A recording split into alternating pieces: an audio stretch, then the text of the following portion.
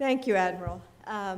It's a good thing he knows his way around the kitchen, because that story is true about the cooking show. And you know, I kept waiting for Guy Fieri to come up, and he was a little late. I think he was out smoking or something. I don't know, but anyway, it was pretty funny that happened.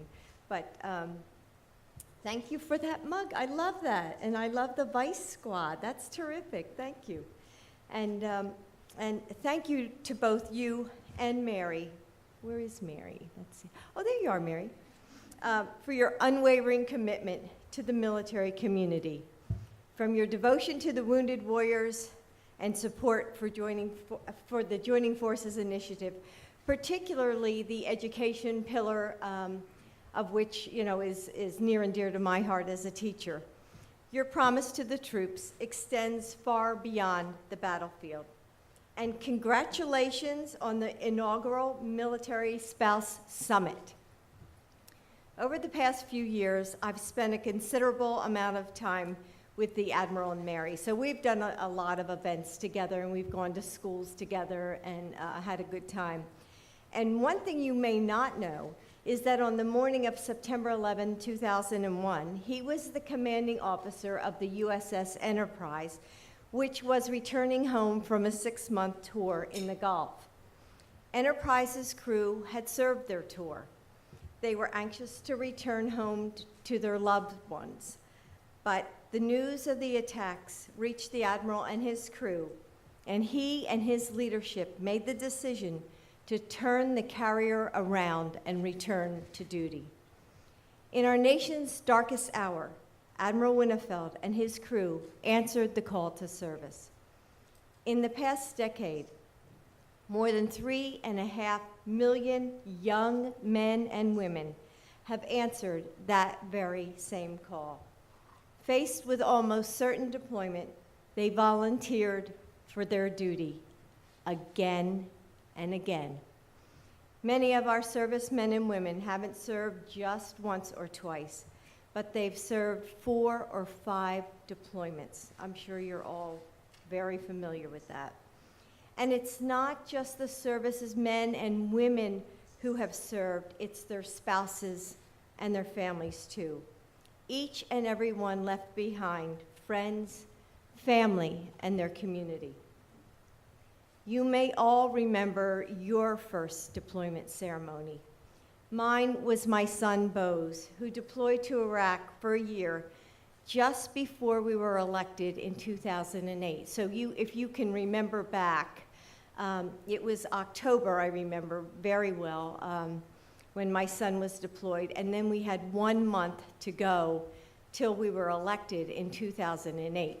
So it was really so bittersweet for me because the election was so exciting, and but I felt like I had, you know, this hole in my heart because I knew our son Bo was in Iraq.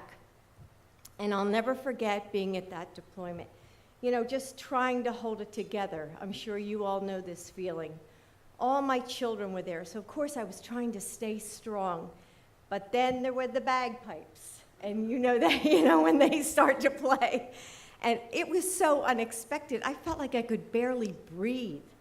And then all of a sudden, I felt a card being slipped into my hand by the general's wife who was standing next to me. And I looked down, and I saw it was a Catholic prayer card, St. Michael. Now, I'm a good Presbyterian girl, and I thought, who the heck is St. Michael? But my thought was, I'll take any help I can get to keep my son safe. What I didn't realize was how much that prayer would mean to me throughout that year. What meant just as much as the prayers I said in private were the people I met in Delaware and really all across this country who told me that they were keeping Bo and our family in their prayers. That's when it really hit home for me. I'm sure you're all used to being asked, you know, how do you find the strength to keep going through deployment after deployment? And I think what it really comes down to is community. Our military spouses serve right alongside our servicemen and women. Military families have each other's backs. And through joining forces, the initiative First Lady Michelle Obama and I started, we want to make sure that all Americans have your backs too. Over the past few years, the First Lady and I have had the incredible honor of meeting military spouses all over this country, and I'm always amazed by your strength, your commitment, and most importantly, by your resilience. Yesterday, you honored this year's Military Spouses of the Year. Air Force spouse Bernice Castillo, Coast Guard spouse Shelley Kimball, Army spouse Tara Crooks, Marine Corps spouse Karen Gunther, National Guard spouse Alicia Hines Ward, and Navy spouse Alicia Uke. Rather than turning inward in the face of hardship, they've sought to help others. Their stories are remarkable, but they're not unique. This is a room full of people who are carrying our military families, raising children and running households. You are the first to step up in your communities, whether it's volunteering to help out a neighbor or serving in the PTA, all while building your own careers. And because our nation's military spouses move 10 times more than their civilian counterparts, that can't always be easy. Just as you settle into a new job, it might be time to pack up again, move across the country or out of the country, and start the entire process all over again. But of all the things Michelle and I have learned about military spouses, and she alluded to this yesterday at the Mother's Day tea, here's what stands out the most. You never, ever complain. It amazes me. You never complain. Whatever the situation, you keep serving, doing whatever needs to be done. I'll close with a simple story my husband Joe likes to tell. The winter Bo was deployed, we got a call from Bo's wife Hallie the day after a snowstorm. We were so moved when Hallie told us that their next door neighbor just walked over and shoveled their driveway and went home without a word, said nothing. It's a funny thing, you know, we've experienced so many acts of kindness during that year, but it was that simple gesture that really sort of got to our hearts.